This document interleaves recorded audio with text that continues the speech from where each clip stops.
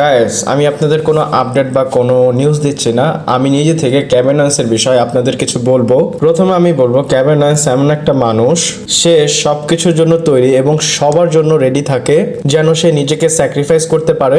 কিন্তু আপনারা দেখেছেন তার সাথে কোনো কিছু হচ্ছে না। প্রথমে বলি, কোডি রোডসের সাথে তার একটা ফিউড সে পেয়েছে এবং আপনারা জানেন কেভিন ওয়েন্স ভার্সেস কোডি রোডসের একটা ম্যাচ হবে, যেটা ওয়ার্ল্ড হেভিওয়েট চ্যাম্পিয়নশিপের জন্য। আর এটা ওয়ার্ল্ড হেভিওয়েট চ্যাম্পিয়নশিপের জন্য, বাট ফ্যানরা এটা গুরুত্বভাবে নিচ্ছেই না। সবাই ভাবতেছে এটা একটা ফিলার ফিউড, কোডি রোডসকে জাস্ট একটা টাইটেল শটের জন্য পেপার ভিউতে কম্পিট করতে হবে, তাই সে কেভিন ওয়েন্সকে চুজ করেছে। আর ডাব্লিউডাব্লিউ কোডি রোডসকে এই ম্যাচটা জিতিয়ে আরো বড় লেভেলে নিয়ে যাবে।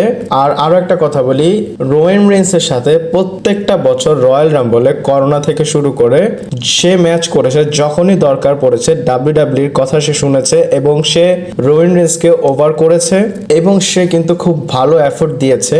আর আমি বলবো, কেভিন ওয়েন্সকে দেখলে মনে হয় যে পুরা এন্টায়ার লকার রুমে আর কেউ নাই বা আর কাউকে দেখে না ডাব্লিউডাব্লিউ, তারা শুধু কেভিন ওয়েন্সকে দেখে এবং সে শুধু সুপারস্টারদের ওভার করে।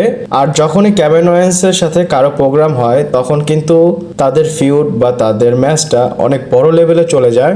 আর ডাব্লিউডাব্লিউর যখন কেভিন ওয়েন্সকে কিছু করতে হয় তখন তারা পিছু হাঁটে, তারা কিছু করে না। ডাব্লিউডাব্লিউ তার স্টোরিটাকে সরিয়ে অন্যজনের স্টোরি তাকে দিয়ে পূরণ করে।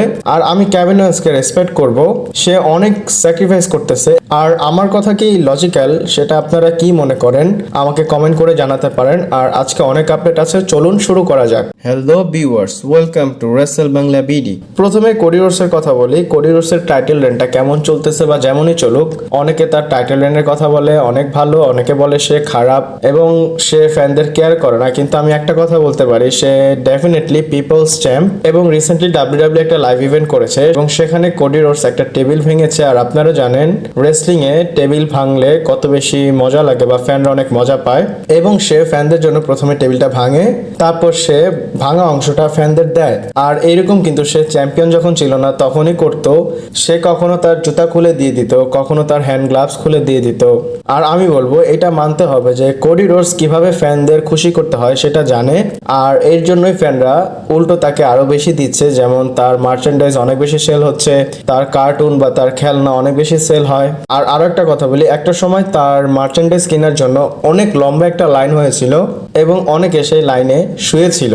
আর যদি বলি, কোডি রোডসের ফ্যান্ডম অন্যভাবেই চলতেছে এবং সেটার লেভেল অনেক বেশি হাই। এরপর গাইস, লাইভ ইভেন্টের বিষয়ে কথা বলি। ডাব্লিউডাব্লিউ লাইভ ইভেন্টে আরো একটা ম্যাচ করেছে। আর আমি বলবো, এই লাইভ ইভেন্টে ডাব্লিউডাব্লিউ একটা কি ম্যাচ বুকিং করেছে, যেটা আমরা সবসময় একটা পেপার ভিউতে বা একটা প্রিমিয়ার শোতে দেখতে চাই, সেটা তারা লাইভ ইভেন্টে করেছে। আর এখানে ম্যাচ ছিল গুন্থার এবং ইলিয়া ড্রাগনের মধ্যে। এবং আপনারা হয়তো বুঝে গিয়েছেন তারা কি পরিমাণে একটা ব্যাঙ্গার ম্যাচ ডেলিভার করেছে বা ডেলিভার করবে, ঠিক সেই জিনিসটাই করেছে। আর এই ম্যাচে গুন্থার তার চ্যাম্পিয়নশিপ ডিফেন্স করতেছিল। অবভিয়াসলি গুন্থার জিতবে এবং সে এই ম্যাচটা জিতে যায়। এরপরেও আরো একটা ম্যাচ হয় যেখানে কোডি রোডস ভার্সেস এইজে স্টাইলের মধ্যে ম্যাচ হয়। আর আমি বলবো, এইজে স্টাইল, আপনি লাইভ ইভেন্টে আসতেছেন, আপনি কিন্তু শোতে এখন অ্যাপিয়ার হন নাই। আমরা চাই আপনি আসুন।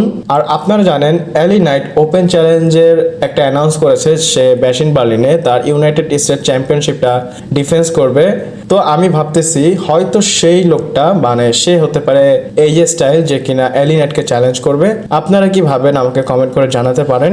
এরপর এই লাইভ ইভেন্ট থেকেই গ্রেসন হলার এবং অস্টিন থিওরি ভার্সেস টাঙ্গালো এবং টামাটঙ্গার সাথে ম্যাচ হয়েছে।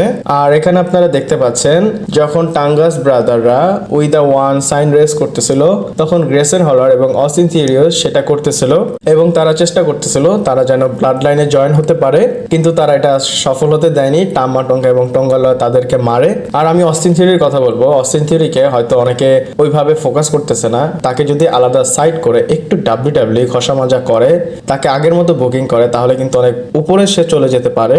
আর আপনারা কি অস্টিন থিওরির সিঙ্গেলস রান চান কিনা আমাকে কমেন্ট করে জানাতে পারেন। এরপর গাইস, ড্রু ম্যাকিন্টায়ারের কথা বলি। ড্রু ম্যাকিন্টায়ার বলে, আমি সিএম পাঙ্কের থেকে বড় সিএম পাঙ্ক, এবং সেটা ভেঙে বলে, সে বলে যে সিএম পাঙ্কের এত বড় একটা টাকার ডিল হয়েছে ডাব্লিউডাব্লিউর সাথে, তার কাছে আর কোনো অপশন নেই যে ডাব্লিউডাব্লিউর পেছন সাইডটা চাটার। হ্যাঁ, ঠিক সে এভাবেই বলেছে, সে তার কাছে আর কোনো অপশন নেই, ডাব্লিউডাব্লিউ যা বলবে সে সেই জিনিসটাই করবে। আর আমি ফ্যানদের কাছে অনেক বেশি প্রায়োরিটি পাই এবং সিএম পাঙ্কের থেকে বড় হয়ে গেছি, এই জন্য এটা সিএম পাঙ্ক সহ্য করতে পারছে না এবং আমি যা চাই তাই বলতে পারি। আমি অনেক বোল্ড কথা বলি আর আমার দরকার নেই কারো পিছে লাগার, কিন্তু সে আমার পিছে লেগে আছে, আমিও তাকে ছাড় দিব না। আর আমি বলবো ব্যাশ ইন বার্লিনে এদের যে স্ট্র্যাপ ম্যাচটা হবে সেটা আসলে অসাধারণ হবে, কারণ তাদের স্টোরি এমনিতেই অনেক বেশি হাইপ হয়ে গিয়েছে। আর পার্সোনালি আমি বলবো ড্রু ম্যাকিন্টায়ার তার ক্যারেক্টারটাকে এমনভাবে ওয়াক করেছে বা এমন উপরে নিয়ে গিয়েছে, সেটা দেখতে একদম অন্য লেভেলের লাগে। এরপর গাইস আমি হয়তো আপনাদের যে নিউজটা বলবো সেটা অনেক গ্রেটনেস একটা নিউজ হবে, কারণ এইখানে আমি টাঙ্গালোয়ার কথা বলবো এবং টাঙ্গালোয়া এখানে কাইন্ড অফ প্রোমো ডেলিভার করেছে এবং সে এখানে টামাসো চ্যাম্পার কথা বলে। সে বলে, টামাসো চ্যাম্পা তুমি নিজেকে খুব বেশি স্মার্ট মনে করো না। আর এটা কেন মজা করে বললাম, তার এই প্রোমোটাও অনেক বেশি ট্রেন্ডিং করতেছে টুইটারে। আমি বলবো টাঙ্গালোয়া যেটাই করুক সেটা অনেক বেশি ভাইরাল হয়ে যায়। আর সে এত ভাইরাল কেন আপনারা এই ছবিটা দেখলেই বুঝতে পারবেন। আর এখানে স্ট্যাট তারা কম্পেয়ার করতেছে সিএম পাঙ্কের সাথে, যেখানে টাঙ্গালোয়া 2বার ম্যাচ জিতেছে, একটা টাইটেলও পেয়েছে এবং অন্যদিকে একটা টাইটেলও পায়নি সিএম পাঙ্ক, ম্যাচও জিতেনি। আর তারা বোঝাচ্ছে যে টাঙ্গালোয়া সিএম পাঙ্কের থেকে বেটার। আপনারা কি মনে করেন টাঙ্গালোয়ার বিষয়ে আমাকে কমেন্ট করে জানাতে পারেন। এরপর গাইজ একটা টুইট দেখাই আপনাদের, WRKD রেসলিং এর তরফ থেকে এই টুইটটা করেছে। আর এখানে জাস্ট অ্যালেক্সা ব্লেসের একটা জিআই পোস্ট করা হয়েছে। আর এটা দেখে প্রথমেই বোঝা যাচ্ছে যে অ্যালেক্সা ব্লেস হয়তো খুব তাড়াতাড়ি রিটার্ন করবে, না হলে সে অ্যাড হতে পারে আঙ্কেল হাউডির স্টোরি লাইনে, যেখানে হোয়াইট সিক্স এর স্টোরি চলতেছে রতে। আর আমি চাই দুইটা নাম যেমন ব্রন স্ট্রোম্যান এবং অ্যালেক্সা ব্লেস, তাদেরকে আঙ্কেল হাউডি বা হোয়াইট সিক্স গ্রুপে জয়েন করানো হোক। আর ডাউন দ্য লাইন একটা সময় Alexa bless definitely white six এর পার্ট হবে। আর যদি এখনকার পয়েন্টের কথা বলি, আমার মনে হয় এখন অত বেশি দরকার নেই বা অত বেশি ইমার্জেন্সি না যে অ্যালেক্সা ব্লেসকে জয়েন করানো উচিত।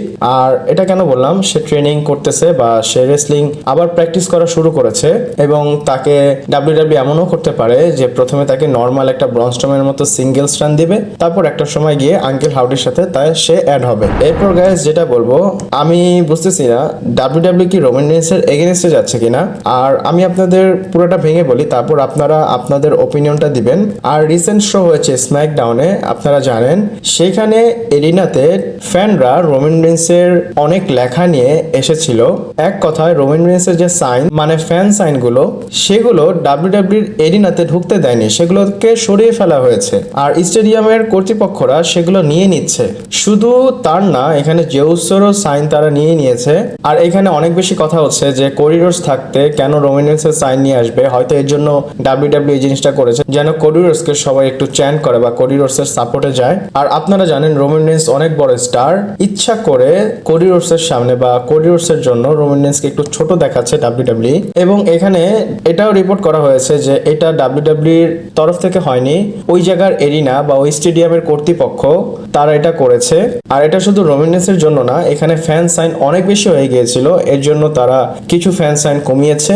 আর আপনারা কি মনে করেন আমাকে কমেন্ট করে জানাতে পারেন। ভিডিওটা এই পর্যন্তই ছিল, ভালো লাগলে লাইক কমেন্ট শেয়ার এবং প্লিজ সাবস্ক্রাইব করবেন। অনেকে আমার ভিডিও দেখেন বাট সাবস্ক্রাইব করেন না, ভালো লাগলে অবশ্যই সাবস্ক্রাইব করে পাশে থাকবেন। পরবর্তী ভিডিওতে আবার দেখা হচ্ছে।